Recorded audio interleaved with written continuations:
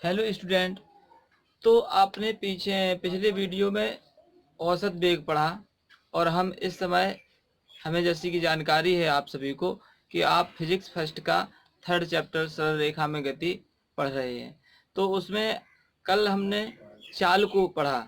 चाल कितने प्रकार की होती है और उन चाल में यानी कि हमने एक औसत वेग को पढ़ा और औसत वेग के बाद हम बात करते हैं तात्कालिक चाल।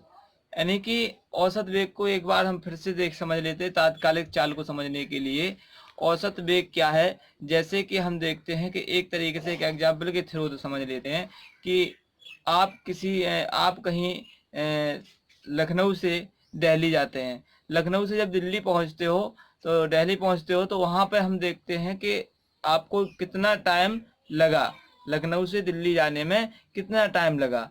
तो इसके बाद हम उस टाइम को हम देखते हैं तो हमें भी पता है और आप भी जानते हो। क्या आप लखनऊ से दिल्ली जाने में एक स्पीड में चलते हो या एक चाल से चलते हो? नहीं चलते हैं, कहीं कम होती है कहीं ज़्यादा हो जाती है। तो निश्चित है, लेकिन जब किसी टाइम में पहुंचते हैं, जैसे कह दिया 2 घंटे में पहुंचा या 3 घंटे में पहुंचा, तो हम अनुमान लगा लेते हैं कि 30 की स्पीड, 40 की स्पीड, 45 की स्पीड, इस प्रकार से एक अनुमान लगा लेते हैं कि इस स्पीड में गए होंगे। क्या वो वास्तविक स्पीड थी? नहीं, बट लेकिन वो कैसी स्पीड थी? औसत, यानी कि औसत एवरेज चाल थी। औसत चाल हम निकाल लेते। तो औसत चाल की बात थी। बात करते हैं तात्कालिक चाल। तो तात्कालिक चाल यानी तात्कालिक शब्द से ही समझ में आता है। तात्कालिक यानी उसी क्षण, यानी कि जिस क्षण की बात कर रहा है उस क्षण पर कितनी चाल है। जब कोई गतिमान वस्तु किसी क्षण पर जो गति करती है, किसी विशेष क्षण, जिस क्षण की हमने बात की है, उस क्षण पर जब उसकी चाल देखते हैं तो उस चाल को हम क्या कहते हैं? तात्कालिक चाल कहते हैं। यानी कि हम इस प्रकार से परिभाषित कर सकते हैं, किसी गतिमान वस्तु द्वारा किसी विशेष क्षण पर उसके द्वारा चली गई चाल या उसकी जो चाल होती है उसे हम क्या कहते हैं? तात्कालिक चाल कहते हैं। इसके आगे हम एक बार इसकी परिभाषा बोर्ड पर देखते हैं। तो क्या है? किसी निश्चित क्षण पर, यानी कि जो आपके सामने जो क्षण बोला गया है, जैसे उसने कह दिया 5वें सेकंड में या उस सेकंड में, तो किसी निश्चित क्षण पर गतिमान वस्तु की चाल को क्या कहते हैं? तात्कालिक चाल कहते हैं। मान लिया और ये समय कैसा है? बहुत छोटा, क्योंकि उसने क्षण की बात की है। तो ये समय इतना बहुत छोटा है, इतना छोटा है कि इस समय को हम कहने का तात्पर्य कि शून्य तो नहीं होगा। इस क्षण को हम इतना छोटा तो नहीं कर सकते हैं कि शून्य हो, पर ये शून्य से कम भी नहीं, यानी शून्य के जस्ट पास होता है। यह सिर्फ हम एक कल्पना कर सकते हैं, जबकि हम इसको क्लियर रियल नहीं कह सकते कि शून्य के पास आप जा सकते हो। क्यों? शून्य के पास जाने के लिए या सबसे छोटा क्षण ज्ञात करने के लिए हमारे पास कोई ऐसा यंत्र अभी तक नहीं है। जैसे कि हम बात करते हैं, आपने देखा कि सबसे छोटी राशि शून्य की कितनी होगी? 0,00,001। इस प्रकार से अब क्या जी शून्य सबसे छोटी राशि या शून्य है? शून्य के पास नहीं है। क्यों? क्योंकि आपने देखा कि इतना था, हमने इसमें एक जीरो और लगा दी तो ये और छोटा हो गया। आपने एक जीरो और लगा दी तो ये और छोटा हो गया। क्या शून्य है? शून्य नहीं है। इसी प्रकार से आप कितने भी, यानी कि आप कहते रहो कि ये छोटा है, तो वो छोटा नहीं है, क्योंकि आप भी एक शून्य लगा सकते हो, लेकिन उतना ही ये छोटा मान जरूर होता जाएगा। वही स्थिति इसके लिए है।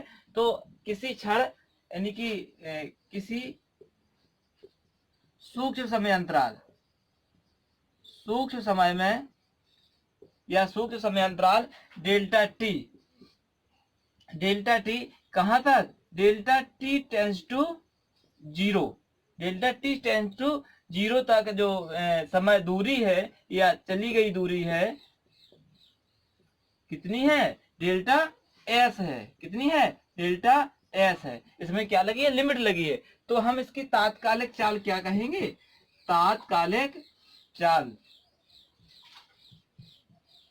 तात्कालिक चाल इक्वल क्या बन जाएगा? लिमिट कितना? Delta T tends to zero, zero नहीं है लेकिन जीरो के पास, जीरो के समतुल्य कह सकते हैं। तो यहाँ कितना होगा? Delta S upon delta T. जी किसका फॉर्मूला हो गया? तात्कालिक चाल का फॉर्मूला हो गया। आगे चर्चा इसी को देखो, इसी का अगर हम अवकलन की बात कर लें तो इसका यानी तात्कालिक चाल का अवकलन क्या बनेगा, ds/dt। अवकलन जो गणित का टॉपिक है उससे लिया गया है। इसको हम आगे कई इससे न्यूमेरिकल्स भी लगेंगे, आपको हेल्प भी मिलेगी तो हम इसको समझाएंगे भी, लेकिन यहाँ हम इसको क्या कह बता सकते हैं जी, अवकल से लिया गया है, इसीलिए इसको हम इस अवकल के रूप में लिखेंगे तो जी कैसा लिख जाएगा, तात्कालिक चाल के लिए जी इस प्रकार से लिख जाएगा। आगे चर्चा करेंगे वेग की। तो वेग क्या होता है, वेग कितने प्रकार के होते हैं। अगर बात की जाए वेग और चाल में, तो आपको जैसे कि हमने आपको विस्थापन और दूरी में बताया था, वही सूक्ष्म अंतर है कि इसमें, क्योंकि अगर दूरी यानी कि दिशा है तो वो वेग है, और दिशा नहीं है तो वह चाल है। यानी कहने का तात्पर्य वही सेम सब कुछ है जिस प्रकार से चाल में था, तो वही परिभाषाएं, केवल इसमें क्या लगेगा, विस्थापन और यानी कि निश्चित है दिशा जुड़ जाएगी। तो इस प्रकार से हम देखते हैं कि वेग क्या है। तो हम वेग की परिभाषा को एक बार देखते हैं। वेग की परिभाषा क्या है, किसी निश्चित दिशा में या किसी एकांक क्षण, जो कह सकते हैं एकांक समय में तय किए गया विस्थापन, उसमें क्या थी, तय की गई दूरी थी, यहाँ क्या है, विस्थापन है। तो किसी निश्चित दिशा में एकांक समय में तय किए गए विस्थापन को हम क्या कहते हैं, वेग कहते हैं। या आप यहाँ दिशा ना भी लगाओ तब भी, क्योंकि विस्थापन लग गया तो निश्चित दिशा होगी। तो इस प्रकार से हम ऐसे भी कह सकते हैं, किसी गतिमान वस्तु द्वारा एकांक समय में तय किया गया विस्थापन क्या कहलाता है, वेग कहलाता है। तो इस प्रकार से जी वेग की परिभाषा है। वेग कैसी राशि है, क्योंकि चाल में दिशा नहीं थी, यहाँ दिशा है, तो जी कैसी राशि हो गई, अदिश राशि होगी। और इसके बाद करते हैं औसत वेग की। तो औसत वेग क्या है, यानी कि किसी निश्चित दिशा में समान समय अंतराल में समान विस्थापन अगर कोई वस्तु तय करती है तो ऐसे यानी कि ऐसे हम क्या कहते हैं, एक समान वेग कहते हैं। और जब यानी कि समान समय अंतराल में भिन्न भिन्न विस्थापन तय होते हैं तो ऐसी यानी कि ऐसी चालें या ऐसे वेग को हम क्या कहते हैं, असमान वेग कहते हैं या परिवर्ती वेग कहते हैं। इसके बाद औसत एवरेज की बात करेंगे। तो पहले हम इन तीनों परिभाषाओं को देखते हैं, वेग को, एक समान वेग को और असमान वेग को। तो वेग की परिभाषा क्या है, जो हमने आपको, वैसे तो आपको हम सारी परिभाषाएं बता ही देते हैं, लेकिन एक बार बोर्ड पर इसलिए लिख देते हैं जिससे आपको और क्लियर हो सके और आप पुश करके वीडियो को आप परिभाषाएं लिख सकें या स्क्रीनशॉट लेकर परिभाषाओं को आप अपनी नोट में कंप्लीट कर सकें। तो वेग क्या है, किसी वस्तु द्वारा एकांक समय अंतराल में तय किया गया वस्तु का वेग क्या, विस्थापन, तय किया गया विस्थापन वस्तु का वेग कहलाता है। क्या है, किसी वस्तु द्वारा एकांक समय अंतराल में तय किया गया विस्थापन क्या कहलाता है, वस्तु का वेग कहलाता है। ठीक है, इस प्रकार से वेग का फॉर्मूला भी क्या होगा, विस्थापन अपॉन समय अंतराल। इसका मात्रक वही होगा जो चाल का होगा, क्योंकि मीटर पर सेकेंड। विमा क्या होगी, विमा भी वही होगी क्योंकि मात्रक सेम है। राशि कैसी है, सदिश है। क्यों, क्योंकि इसमें दिशा जुड़ जाती है। अब बात करते हैं वेग के प्रकार की। तो वेग, एक समान वेग क्या है, जब कोई गतिमान वस्तु किसी निश्चित दिशा में समान समय अंतराल में समान दूरी यानी कि समान विस्थापन भी कह सकते हैं तय करती है तो वस्तु का वेग एक समान वेग कहलाता है। या हम ऐसे कह सकते हैं, जब कोई गतिमान वस्तु समान समय अंतराल में समान विस्थापन तय करती है तो वस्तु के वेग को क्या कहते हैं, एक समान वेग कहते हैं। असमान वेग की बात करते हैं। तो असमान वेग में क्या है, जब कोई वस्तु निश्चित दिशा में समान समय अंतराल में असमान दूरियां तय करती है तो वस्तु की गति तो हम क्या कहते हैं, वस्तु के वेग को असमान वेग कहते हैं। अर्थात इसको हम ऐसे भी कह सकते थे, जब कोई वस्तु समान समय अंतराल में भिन्न भिन्न विस्थापन तय करता है तो क्या कहलाता है, असमान वेग कहलाता है। अब बात करते हैं असमान वेग कितने प्रकार के होते हैं। तो असमान वेग दो प्रकार के होते हैं, औसत वेग और तात्कालिक वेग। तो औसत वेग को हम इस प्रकार यहाँ देखते हैं एक बार। तो हम बात कर रहे थे औसत वेग की और तात्कालिक वेग की। तो हम जैसे कि औसत चाल हमने और तात्कालिक चाल पढ़ी है, उसी प्रकार से केवल विस्थापन जुड़ा है, इसलिए हमने इसको ज्यादा यानी कि नहीं समझाने की कोशिश की है। तो इसको हम एक बार परिभाषा में देखते हैं। औसत वेग किसी समय अंतराल में वस्तु द्वारा तय किए गए विस्थापन तथा उस समय अंतराल के अनुपात को क्या कहते हैं, औसत वेग कहते हैं। और औसत चाल क्या थी, किसी समयांतराल में वस्तु द्वारा तय की गई दूरी, उसमें दूरी थी, यहाँ क्या है, विस्थापन है। बात करते हैं औसत वेग की तो क्या है, कुल विस्थापन अपॉन कुल समय अंतराल।